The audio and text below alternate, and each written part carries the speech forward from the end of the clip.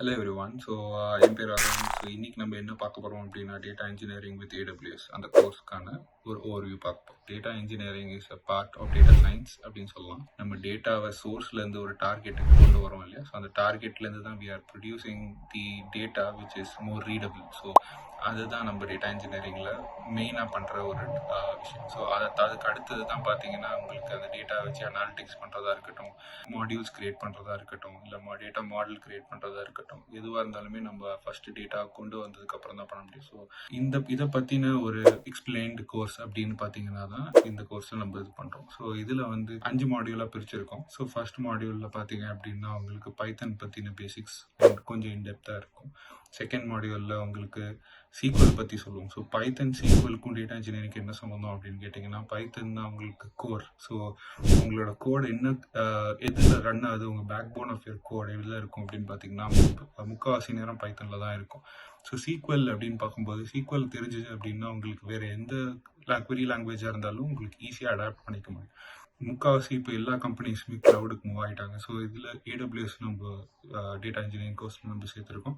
So இந்த AWS course எதுக்கு அப்படின்னு பார்த்தீங்கன்னா most related to data engineering தான். ஸோ இப்போ டெவாப்ஸ் ரிலேட்டடாக இருக்கும்னு நினச்சி வந்தீங்கன்னா இது உங்களுக்கு மோஸ்ட்டாக டேட்டா இன்ஜினியரிங் ரிலேட்டடாக தான் இருக்கும். ஸோ அப்படி சொல்லும்போது என்னெல்லாம் சர்வீசஸ் நம்ம யூஸ் பண்ணுறோம் அப்படின்னு பார்த்தீங்கன்னா S3, EC2, DMS, அதுக்கப்புறம் RDS, ரெட்ஷிஃப்ட், EMR, கினசிஸ், இதெல்லாம் நம்ம இந்த கோர்ஸில் நம்ம பார்க்குறோம். ஸோ இதை தவிர்த்து இதுக்கு அடுத்தது என்ன பார்க்குறோம் அப்படின்னு பார்த்தீங்கன்னா ஆர்கெஸ்ட்ரேட்டிங் டூல்ஸ். ஸோ ஆர்கெஸ்ட்ரேட்டிங் டூல்ஸ்னால் என்ன அப்படின்னு பார்த்தீங்கன்னா, இப்போ நம்ம ஒரு பைப்லைன் கிரியேட் பண்ணுறோம். ஸோ ஒரு பைப்லைன் அப்படின்னா அப்படின்னா என்ன அப்படின்னு பார்க்குறோம் அப்படின்னா, ஒரு ஒரு சோர்ஸ்லேருந்து ஒரு டெஸ்டினேஷனுக்கு நான் இப்போ டேட்டா எடுத்துகிட்டு போகிறேன் அப்படின்னா அதுக்கு நான் என்ன ப்ராசஸ் யூஸ் பண்ணுறனோ அதுதான் நம்ம பைப்லைன். ஸோ அந்த பைப்லைனுக்கு நமக்கு தேவையான ஆட்டோமேஷன்ஸ் எப்படி ஆட்டோமேட் பண்ணுறது ஒரு பைப்லைனை அப்படின்னு பண்ணுறதுக்கு பார்த்தீங்கன்னா ஆர்கெஸ்ட்ரேட்டட் டூல்ஸ் யூஸ் பண்ணுறோம். ஸோ அதெல்லாம் என்ன யூஸ் பண்ண போகிறோம் அப்படின்னு பார்த்தீங்கன்னா பெரும்பாலும் நம்ம அப்பாச்சி ஏர்ஃப்ளோ யூஸ் பண்ணுறோம். ஸோ அப்பாச்சி ஏர்ஃப்ளோனா என்ன அப்படின்னு சொல்லிட்டு அதை பற்றின ஒரு ஓவர்வியூ. அதை தவிர்த்து AWSலேயே சில ஷெடியூலர்ஸ் இருக்குது, ட்ரிகர்ஸ் இருக்குது. ஸோ அதை பற்றியும் நம்ம இந்த கோர்ஸில் பார்க்குறோம். டேட்டாவை நம்ம எப்படி ப்ரெசென்ட் பண்ண போகிறோம், எப்படி அந்த டேட்டா வச்சு நம்ம ஒரு ஸ்டோரி சொல்ல போகிறோம் அப்படிங்கிறது தான் டேட்டா விசுவலைசேஷன். ஸோ டேட்டா விசுவலைசேஷனுக்கு நம்ம இங்கே யூஸ் பண்ணுற டூல்ஸ் என்னெல்லாம் சொல்கிறோம் அப்படின்னு பார்த்தீங்கன்னா power BI, Tableau and Metabase. So இது power BI and Tableau and Metabase ரொம்ப இன்டெப்த்தான கோர்ஸ் கிடையாது.